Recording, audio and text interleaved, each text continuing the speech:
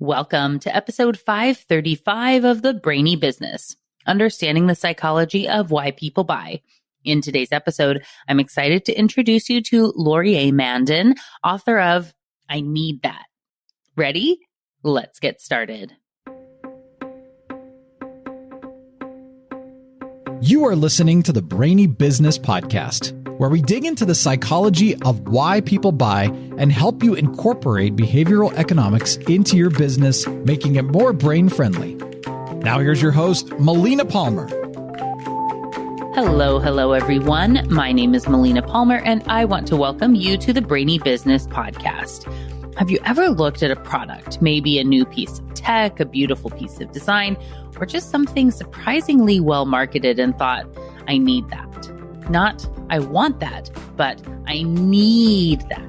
What exactly flips the switch in our minds from want to need? And what does it mean for businesses trying to break through the noise and become indispensable? That's the core of today's conversation with Laurier Mandin, a seasoned product marketer and founder of Graphos Product. His new book, I Need That, explores the psychology of perceived need and what it takes to create products people are compelled to buy. If you've been listening to the show for a while, and especially for everyone who's read my first book, What Your Customer Wants and Can't Tell You, you're going to find a lot of synergy here. Laurier's lens brings a thoughtful and actionable perspective on how emotion, identity, and behavioral cues shape the way we perceive value, and how businesses can tap into that for amazing impact on customer loyalty and sales. In our conversation, Laurier shares memorable stories, including one about a solar-powered bike computer that changed his life, also eye-opening insights, and what it really takes to move from nice to have to non-negotiable. As you listen today, I invite you to consider, what does your product or your personal brand help people to become? Are you selling a thing or a transformation? Really quickly, before we get into the conversation, I want to be sure you know there are links in the show notes for my top related past episodes and books, ways to get in touch, and more. It's all within the app you're listening to and at thebrainybusiness.com/535. Now let's jump right in. Laurier Mandin, welcome to the Brainy Business Podcast. Oh, I've been looking forward to this so much. As I mentioned earlier to you, getting ready, I've been listening to your other podcast episodes and watched your TEDx talk, and everything I find that you've created, I just gobble right up. So this is going to be great. Well, I am so honored and delighted to hear that. And I have loved your book as well. And I've been so excited to be able to have you on the show. Before we jump into that, for everyone who doesn't yet know you, can you share a little bit about yourself and the work that you do? Absolutely. Well, I've been a marketer for more than 30 years now. I started my company called Graphos Product in 1993. And we started off as a generalist marketing company. So we were just Graphos at that point. But I very quickly learned that I like to help clients not just create new things, new businesses, but also develop products. And in doing so, really got into understanding what made some products succeed while others didn't. And I found also that very often the people that would come to me with their product that was already either fully developed or very close to the finish line in development would have these fatal problems with the product. They would have gotten way too far along the line with all the optimism in the world that this thing is going to succeed. They had this inventor optimism, this entrepreneurial optimism, a combination of different things. But as an objective person, I could see right away or very soon what the tripping points were going to be and what the blockers were to success. And just watching this happen, having it happen year after year after year, I got to thinking there's got to be a way that I can help people to set themselves up better to avoid this. So a little over 5 years ago, I started writing this book, and I didn't even know when I started what it was going to be, but it turned into my book called I Need That, Creating and Marketing Products People Are Compelled to Buy. And really the goal of that book was to end this problem. I wanted to create something that when somebody who is thinking of creating a new product or business or any other new thing, that if they read this book, they would have no excuse to repeat the problems I had seen, really no excuse to fail at least in traditional ways where they're not meeting actual need, where they don't understand how the brains of their customers work, where they don't really have a strong enough connection between the purpose of what they're doing and what customers feel they actually need. So that's how I got to where I am right now. And the book has kind of taken on a life of its own. I'm spending a lot of time talking about that, but I work directly with clients every day that are developing products and taking them to market. And I'm kind of the most fun I've ever had in my life because of this combination of things, working with inventor entrepreneurs and business leaders and talking to people like you. And it's opened up this whole new world of discovery that it's kind of makes me feel childlike, and I'm really, really having a lot of fun. Oh, that's awesome. I'm so glad to hear that. And it's like just when you go all in and you put the thing in a book, and this is one of those where, having gone through the process and written 3, like you go and it's like, you think you know what you're going to say. And then you realize I have no idea what I'm going to say. And then you start talking to people and it like comes together and it becomes something like bigger than what you ever imagined. And I think that's a really fun process. It sounds like you've had some of that. And then you have to go like let it exist in the world, which is a scary thing because like, what are people going to say? And so, great that you're having positive response and people loving it as they should. Well, thank you. And yeah, other things keep coming out of it, right? I mean, in writing your books, you find that then you've got to promote the books, which is a huge amount of work, but it opens doors again that you didn't know existed. And one of the things I started doing when I came out with the book was I started writing daily emails and going from, I had a separate company subscriber list, but starting from scratch in promoting the book and creating content around that. So writing these daily emails for me has been a really great exercise. I was not sure I wanted to commit to that at the start, but now I'm about 2 weeks ahead in my writing, and I'm just constantly coming up with ideas that I can't wait to get them into it, maybe a little bit deeper exploration, but turn them into my next one. And so it's, I find that, I'm 56 years old right now. And one of the things you start worrying about getting into your 50s is mental decline and cognitive decline and things like that.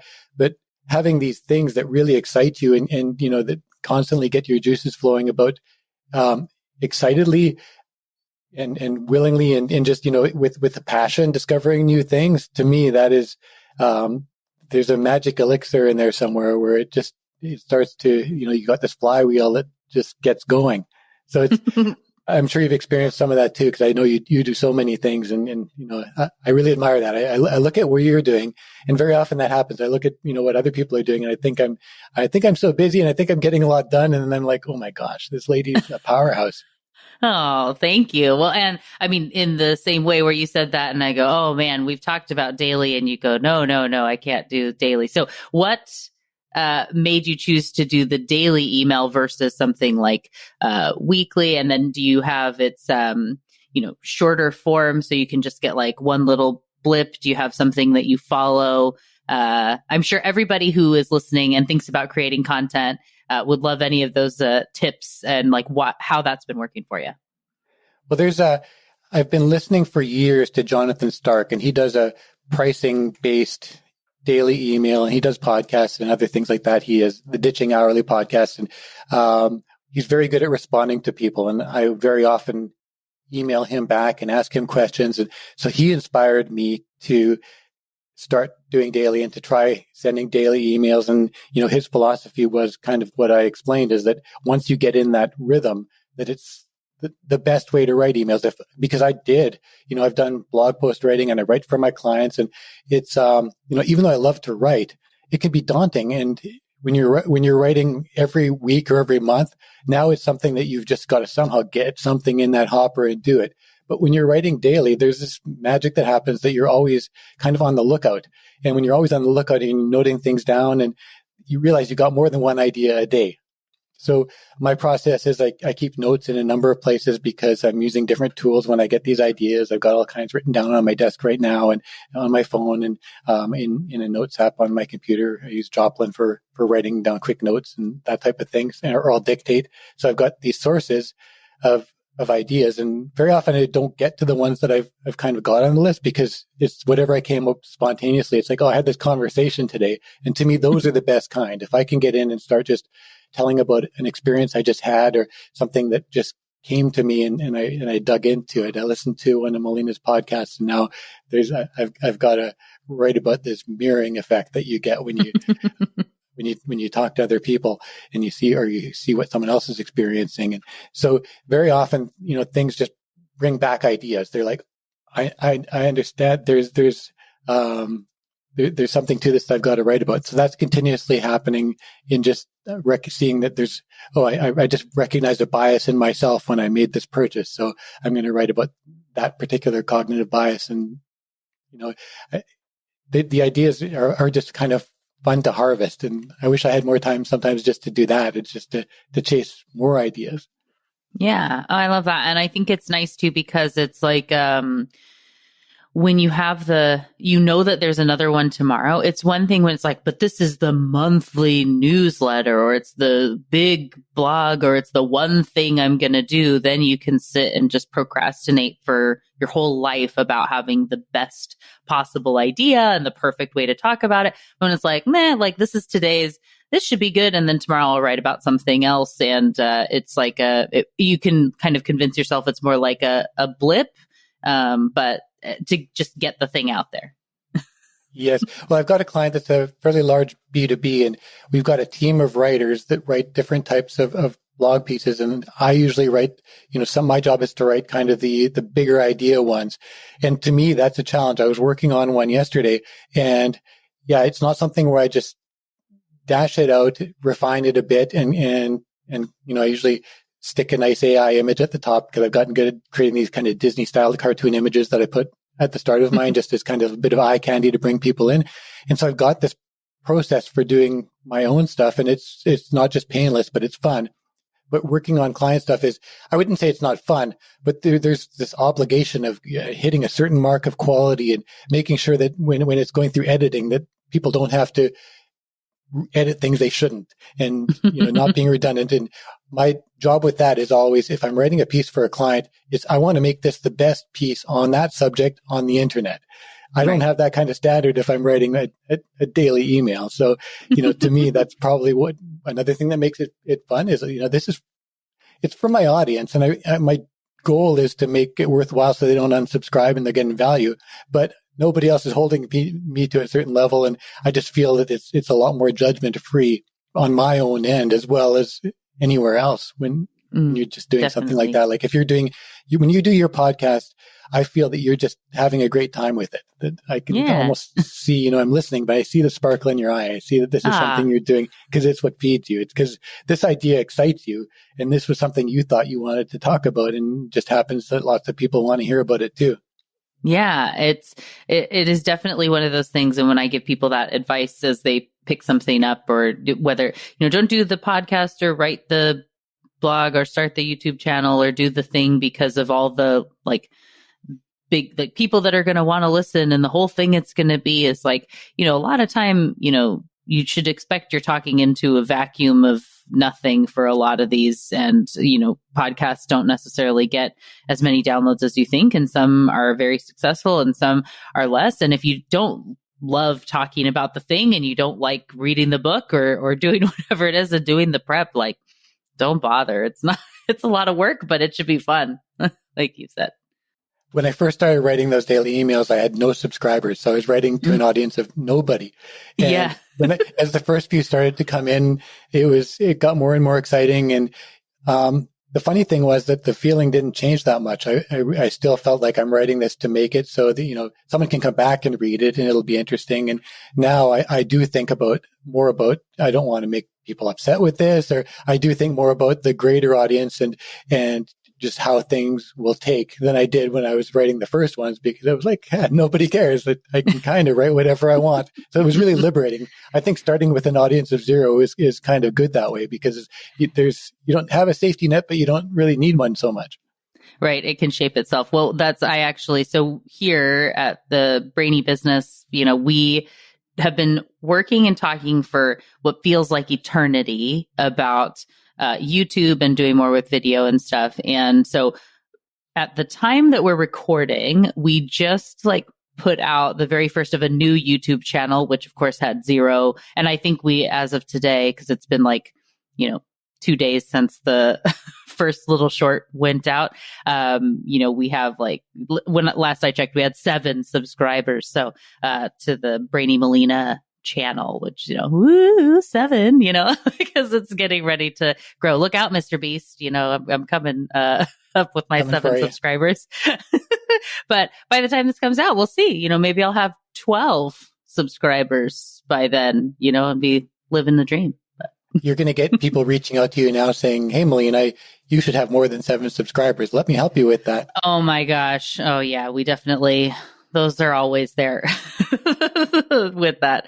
Well, and speaking of things that we need or not, so the big question I told you, I had something that I have been so excited to ask from the moment that I saw the title of the book. So I know for What Your Customer Wants and Can't Tell You, my first book, I debated for a long time and had a lot of conversation about whether or not I would have it be want or need in the title. And I, of course, settled on wants for my own reasons. That's why I chose to go with that. And so when your book has I need that, I was so excited to say, why a need, what not a want.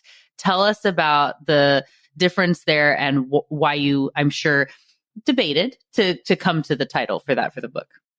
Yeah, and I was on a podcast not that long ago where the host challenged me on that and said, but, I agree with almost everything you say, but wants are more important than needs. And that's where I do push back is because I think there's a different way that I interpret what a need is. Because, when I look at Maslow's hierarchy of needs, it goes, it starts off with these existential needs that we have at the bottom of the pyramid. And it goes up to, these transcendent things, these really bigger than you aspirational needs at the very top.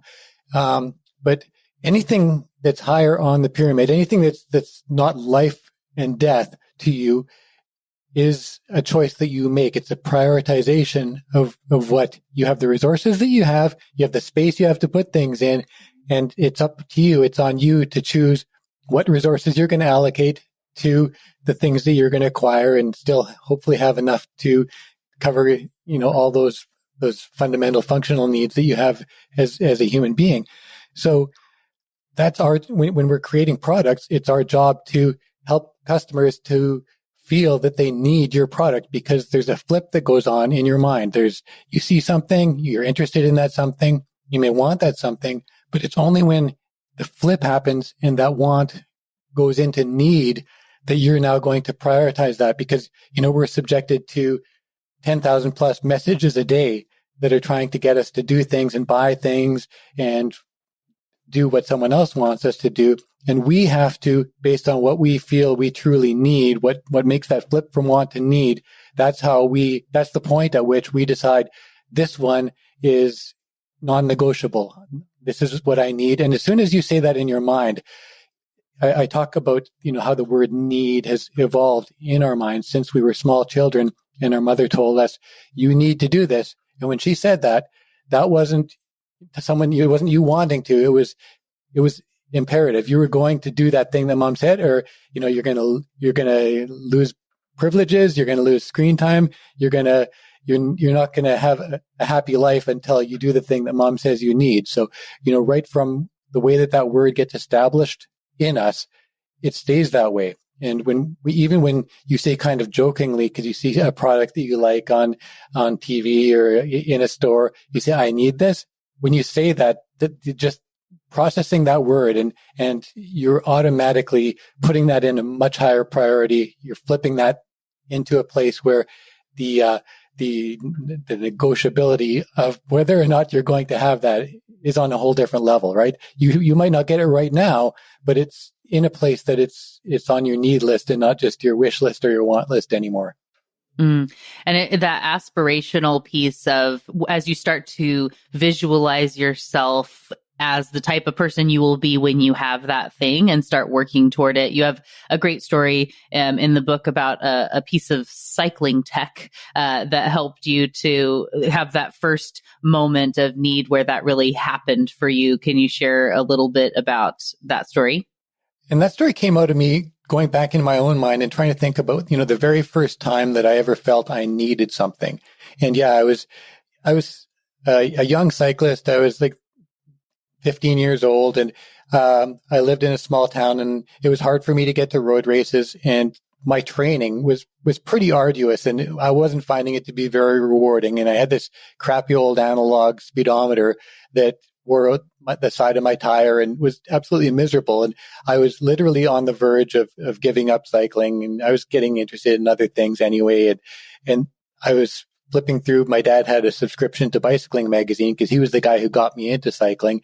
And I was, the new issue had just arrived, and I kind of despondently flipped this thing open and took a look at it and tossed it on the floor. And it opened up by fate, I guess, or something, right on the page where there was this ad for a cat-eye solar cyclocomputer.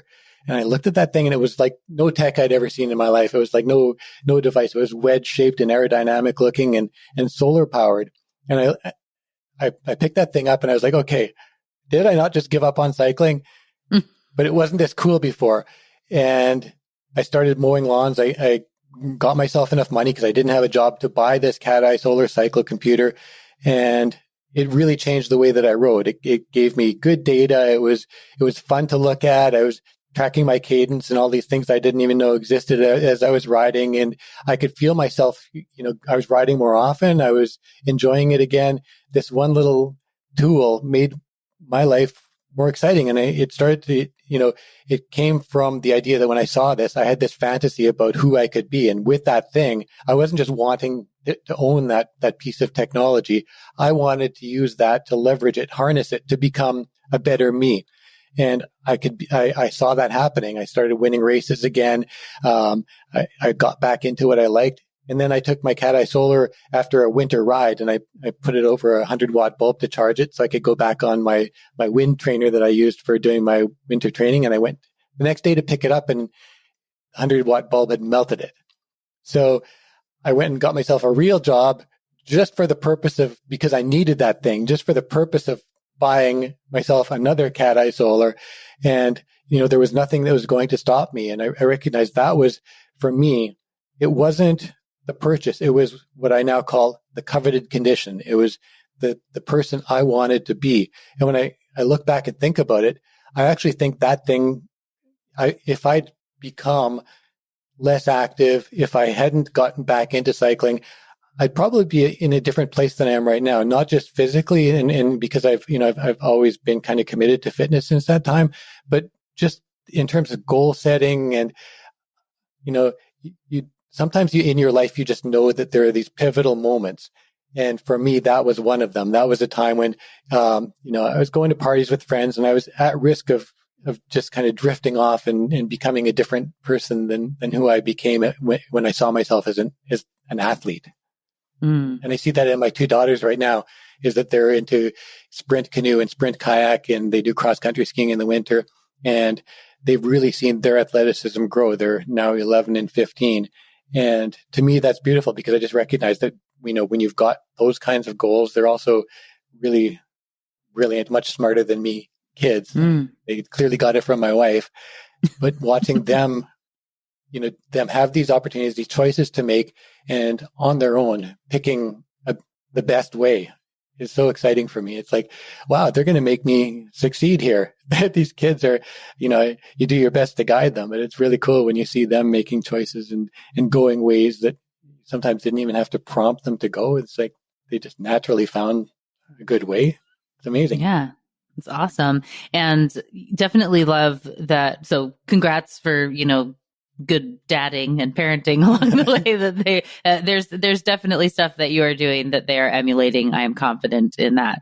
But just being able to look back and, like you said, that moment of the thing where you go, oh my gosh, I need that. And like we said, it's visualizing it. And I love the framing you have on there of that coveted condition, right? And I think far too few brands think about that thing that someone is aspiring to be. And I think that language there, that it's that coveted thing I'm going to be. It's one thing to say like, oh, my identity, or like in the future, I might be this person and who are they going to be? But like that, we aspire and dream in a way that's different when we think about coveting who we will be in the future, and like protecting, nurturing, building, becoming that thing that you're striving for. And like in so many ways, not every brand is going to be so innovative or different and amazing that it's going to help me be my coveted future self, right? But they could be if you chose to think about it in that way. And those brands that break the mold, that become different, that are something that change a whole industry, as I'm like drinking my Starbucks, right? To where it's like just coffee, but it doesn't have to be if you think about it different.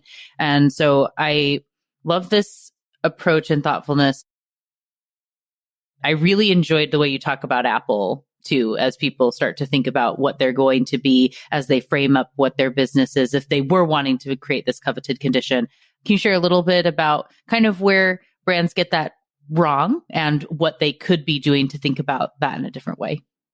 And Apple has always done that so well, is they recognize they probably don't call it the coveted condition, but they have a way of recognizing not just that people aspire and buy for aspirational purposes, but they also recognize, I talk about in the brain science parts of the book, which you're very familiar with, is I call the limbic system the dog brain, because it's so driven by emotion. It's so impulsive. It's so important in making decisions. And Apple understands the combination of that, getting the dog brain, getting past the rational brain, which I call the tank brain, because it's much, much slower. It has a job of rationalization, usually kicks in after the fact to do that.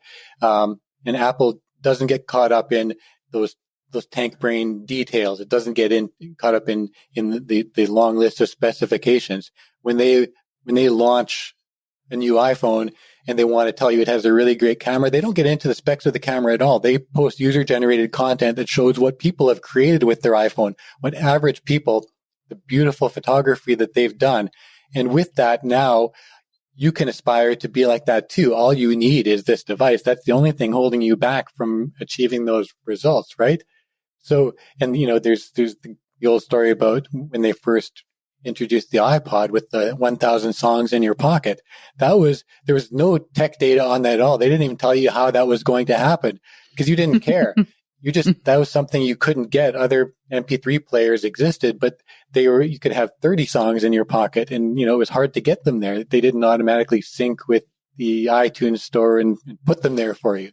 So Apple has been a big player in my life because I've been in marketing for all those years, and Apple came into my life even before that. The first computer I ever used was an Apple II that was owned by a computer science friend of my father's, and who left this thing at my house for weeks on end, and I could just play with it and do stuff. And so I became this Apple fanboy before I even knew what any other kind of computer was. That was a computer to me. And so Apple has just always been this really important brand. And the chapter I have about Apple, though, in the book is called You're Not Apple, because I do find that when I talk to clients and I ask them who they want to emulate, like what is it that what drives them, what would they like to be like? It's always, that's the first name that's going to come up.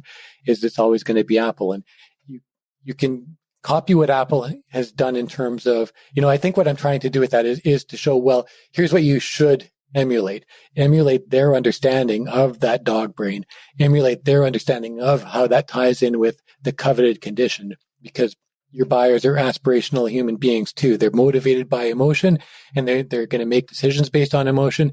But they, like anybody listening to this podcast, you're listening to this not just to pass time, but you're listening to this podcast because you want to be something better. You're hoping that Melina and hopefully I will give you some ideas that are going to help you get to a better place. You've already got that in your mind right now. And, if you listen to a really good episode here, you're going to be able to, that is getting me there. And you're going to feel that dopamine, and you're going to be like, I feel rewarded by this. I want more Melina. So it's, really, really is the most effective way to market, is to get people to say, I need that, but to get them there by giving them the stuff that feels good and by helping them to get to that long-term desired future state, their coveted condition. And sometimes you have to put that in their mind. They don't necessarily know yet that they want to be that better version of themselves, but give them a taste of it. And that's all you've got to do. Give them a taste and let them feel that they can get there from here. Definitely. And I know you give a lot of good and important stats in that Apple chapter about how all the advantages that they had. And you can't possibly, you don't have the same brand equity. It's too far gone now. You can't be that. It doesn't exist. You can't be that thing. And actually by wanting to be Apple is the least Apple thing that you can do, because they're not following people, right? In that idea there. One of the other aspects that I think there's such great metaphors, analogies, little things that popped in throughout the book that I really love. And I always enjoy short chapters with actionable takeaways. Perfect for everybody. They're going to love this when they read it themselves. But one of the things, as you try to find the right problem to solve, you want the thing to be able to do, knowing that it's not enough to just be a little better than what they're doing now, and how many times better you need to be, I think is fascinating and important to share here in this. But also the idea of poking the bruise, I really love. Can you share a little bit about that? The idea of poking the bruise, I'm trying to remember where that idea first came to me, but it just, when it did, it kind of grew on me and stuck with me. And I came to realize that bruises, they can, be all big and purple, but they don't hurt most of the time. But if I know you've got a bruise on your shoulder and I'm going to come up to you and give you a poke on that bruise, it's going to bother you. And every time I do, you'll either punch me back or you're going to do something about it because it's not pleasant. And so, yeah, I came to call it that. It's recognizing. So people have these little bruises all over them. And, to go back to Apple, when Steve Jobs introduced the iPhone, what he did was he talked about all these things. He said, you've got a smartphone, but you don't like it. I know it. You got the stylus, the silly stylus that you always lose. The touch screen isn't really a touch screen. You got to press on it ridiculously hard. The web browsing sucks. There's nothing good about this terrible, stupid smartphone you've got. But here's what I've got for you: this thing that you can aspire to have too. And so you really poke that bruise of this is good enough to tell people, no, it's not good enough. And here's something so much better, and this thing was literally at least 10 times better than what they had. So that was another thing you have to do is when you were talking about how much better does something have to be. And I think most people that are creating, a new business or a new product or anything like that, they feel that it's got to be better. Twice as good would be a lot, but twice as good, especially if you're developing a product.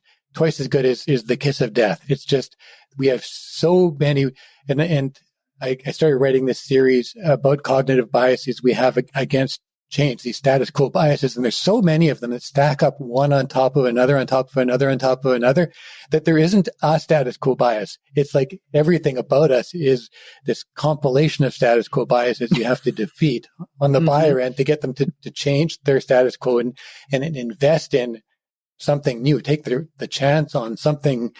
Heck, if it's, a new way of doing things and a new product maker, a new brand that's going to present this thing to them. So you've got all that stacked against you. And so essentially that's the theory is that you have to be at least 10 times better than the status quo to even have a chance. And that comes from that the people making something, the innovators behind a new idea, a new product, tend to overweight the value of what they're doing by a factor of 3. And there's a basic analysis of how you get to that. And the consumer tends to love and overvalue the status quo by a multiple of 3 as well. So those two 3s come face to face and you get a factor of 9. And just to not end up at a stalemate, just to trigger a change, you have to be at least a 10. You have to be 10 times better than whatever is out there. It's really important to think about that. And once you start thinking about 10xing the value of what the person is already doing, it puts you in a different place mentally as well.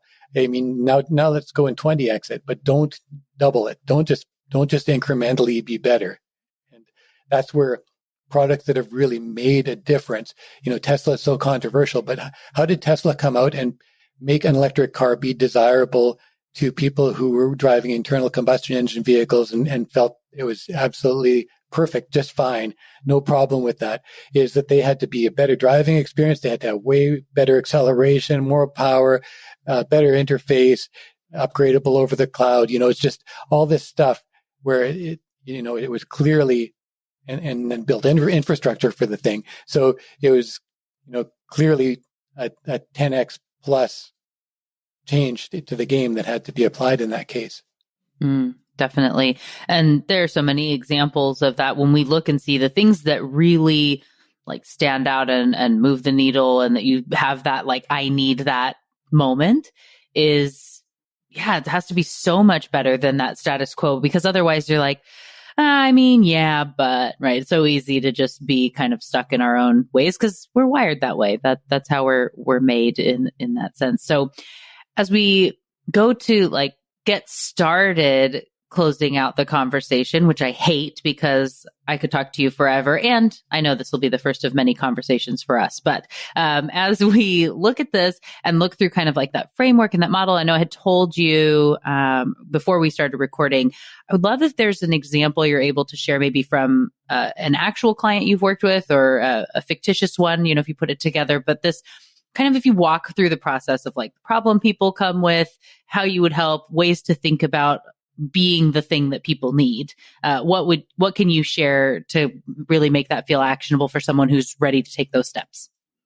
For sure. And I've worked with a number of clients where that's the big challenge is they just have this sense that people are going to feel a need for the product just by seeing it and don't necessarily recognize what kind of a transformation needs to go on or what kind of decision-making process has to happen in order to get the customer or their customer from seeing something and saying, oh, that looks kind of interesting, to saying, wait, stop everything. I need that. And I think of a client that had a cooking product. It was called the Sear BQ. And with this particular product, it was all the stuff that we were going to show. It was all, it was all around, or I should say that the original goals were, the original brief from the client to me was just, showing the product. We were going to give some recipes, and it was just pretty much going to sell itself because it cooked things, twice as fast and with double the flavor. And I had a sense that just advertising it like that wasn't going to be too effective. And we did run all these ads that were just showing the product in use. And they had a funny commercial that they had another agency create. And it was really quite funny, kind of edgy, and it just went nowhere.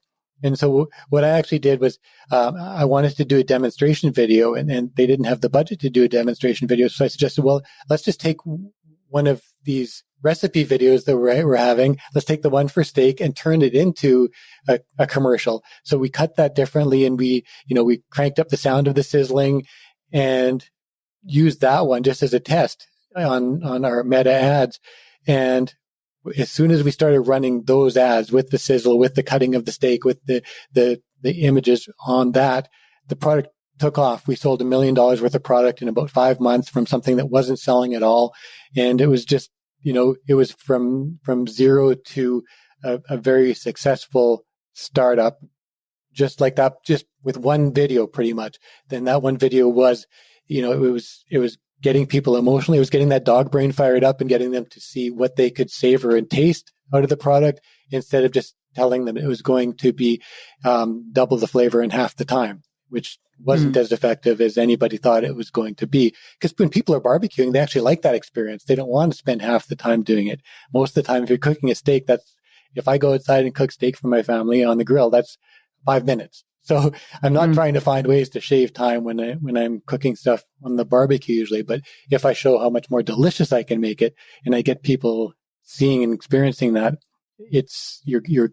and there's also this image, we also played on what the aspiration there is. You want to be a successful chef. So we talked about the consistency of the experience. You get it right every single time. No more of my own personal experiences having to take, chicken that's looks great on the barbecue. It even looks maybe overdone on the outside, but it's pink on the inside. Well, with this device, you didn't have that problem anymore.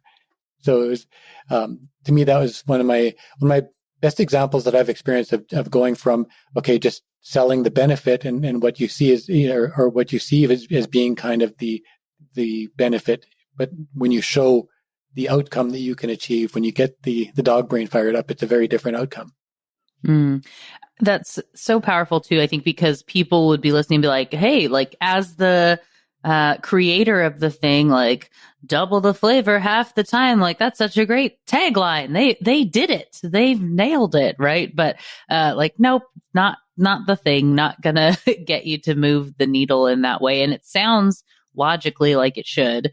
But there are so many things too of like, oh yeah, that's just a thing you say, right? Sure, that's what it is, but then nobody believed it's it. like too catchy in that way, right? Like, and so you go, something's off, and I don't want to get that thing. I always think too. Are you familiar with the Will It Blend series? Oh yeah, yeah. They blended all kinds of things. Yeah, I love Will It phones. Blend.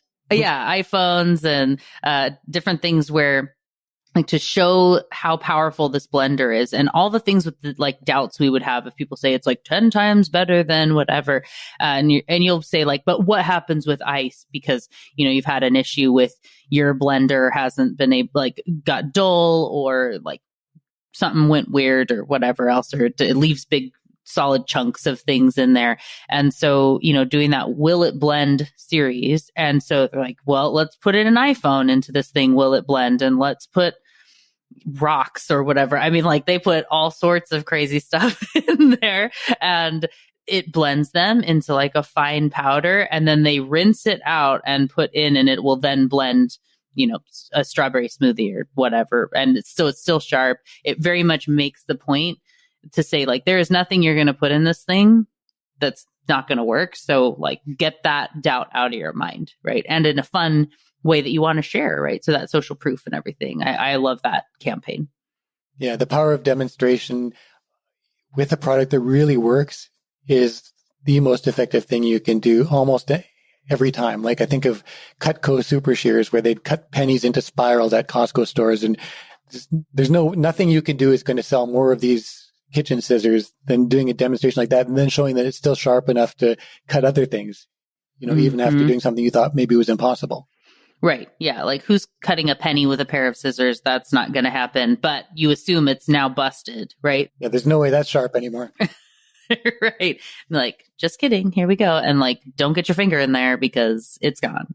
Like, that is the important lesson on those too. But so as we, think about, there's so much amazing insight, so many tips, so much good stuff in the book. If you were going to share one other thing that you think is so important for people to know as they are looking to create the product that people need and can't wait to buy, what's one more thing you would want people to consider and think about? The one really important thing, and I kind of touched on this a little bit earlier, but is validation. Is make sure you, especially if you're going and creating something that a lot is going to go into. Since I work in products, validation is the most important thing, making sure objective people, those strangers out there, really will think it's as good as you think it is, and that they actually do want to solve the problem that you're solving as badly as you think they do. So doing that testing, and I talk a lot, I've got a whole big section about the book on validation that you can apply to anything you do. But if you're going to go and invest in an idea, even big companies too often skip the validation step or do take shortcuts in it. Don't ask friends and family. Don't ask people who are going to say what you want to hear. And I even struggle with that when prospects talk to me and they say, what do you think of this idea? My gosh, I don't want to tell them that I don't think it's going to take off. I really am, even even owing it to them to be honest, I feel immense pressure to validate their idea for them.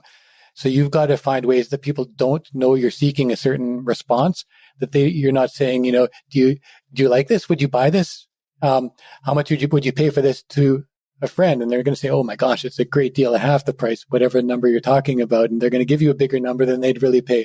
So validating, asking people for real money on whatever it is their idea is to find out. And it's good to prove to investors that you actually have people who are really going to pay for something. But that's a whole different episode, is to talk about validation. And to me, it is it's a super important thing when you've got a new idea is kind of drilling down and making sure that it is something that people value. And it's a great opportunity to improve your idea too. If you find that this isn't exactly what people want, find out what the real need is and try and address that. Come at that from a different angle and enjoy that exercise.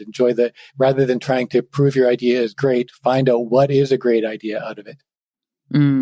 Absolutely. And just even leaning back to what you were saying about the 3X and the 3X, right? Like in that way, they are even more compelled to tell you that they would buy it because they don't have to put any sort of skin in the game, and it's just being nice to you in that moment. And they don't know what they would do. Maybe I would buy it if once everything is ready to go, right? So that is very much set up to fail. And I love that idea. Both when you brought it up earlier and then now since it came up again, I was reminded of one of what I think is such a good analogy I heard about this when John List was on the show. We were talking about the voltage effect.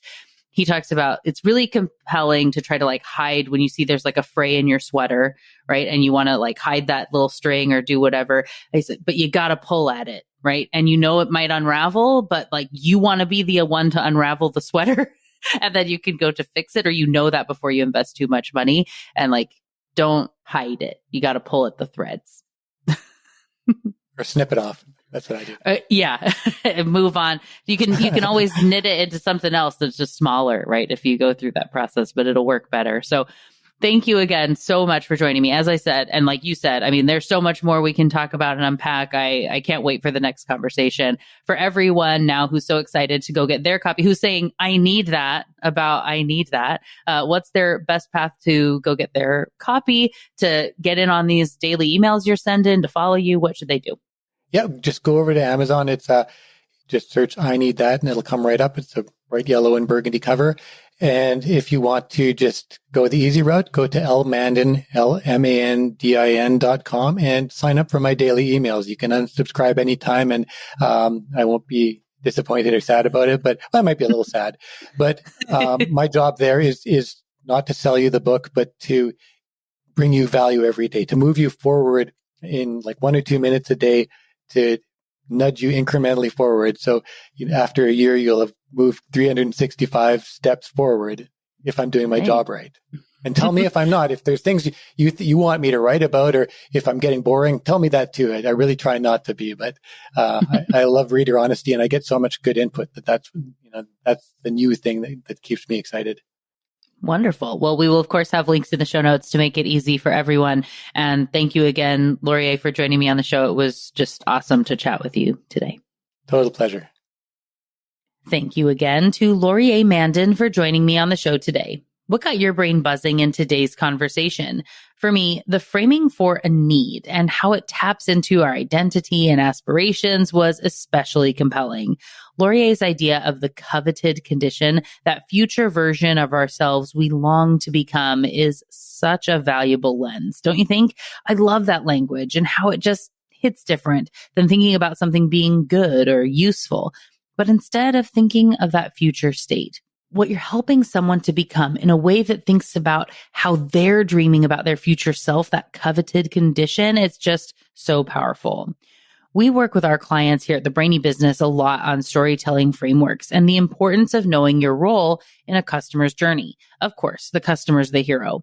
And where StoryBrand and other frameworks may end with just being a guide as your brand, we break it down into one of 3 roles on the hero's journey.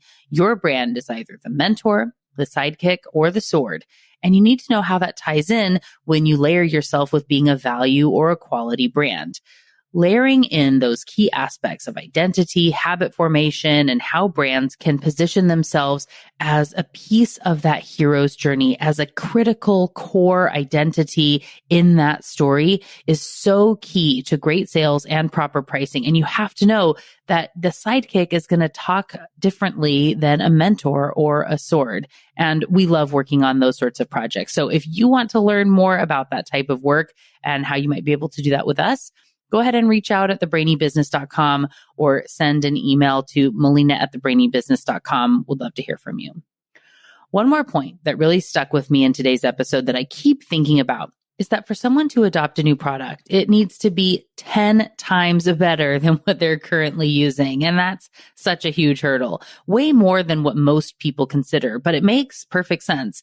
When someone already has a solution, even an imperfect one, the effort of switching brings friction. And you are going to love your baby more than someone on the outside will. So your product or service has to offer not just a small improvement, but a dramatic, emotionally resonant leap forward.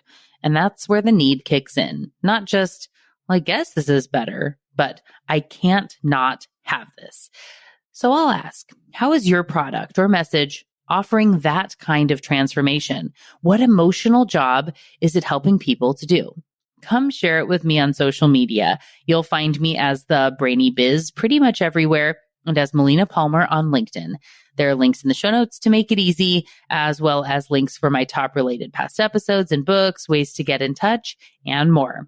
It's all waiting for you in the app you're listening to and at thebrainybusiness.com/535. And thank you again to Laurier Mandin for joining me on the show today. It was a delight to chat with and learn from you. Join me next time for another brainy episode of the Brainy Business Podcast. It's going to be a lot of fun. You don't want to miss it. Until then, thanks again for listening and learning with me. And remember to be thoughtful. Thank you for listening to the Brainy Business Podcast. Melina offers virtual strategy sessions, workshops, and other services to help businesses be more brain-friendly. For more free resources, visit thebrainybusiness.com.